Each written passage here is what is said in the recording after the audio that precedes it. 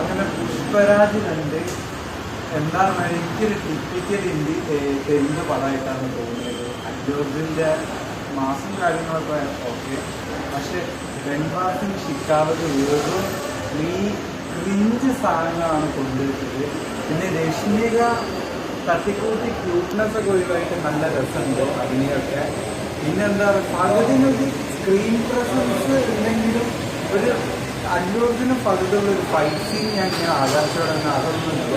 പിന്നെ ഒരു ഏട്ടനനിയന്മാർ ഒന്നിക്കുന്നു, അതോടെ അവിടെ ഒരു ബും എന്നൊരു സാധനം വരുന്നു.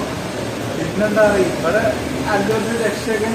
പിന്നെ പണത്തിനൊന്നൊരു വില കിട്ടിയവന്മാർക്ക് പണം എറിയുന്നു, മിനിസ്റ്റർ ആവുന്നു, MLA ആവുന്നു, ഇതൊക്കെയാണ് ഇതിൽ.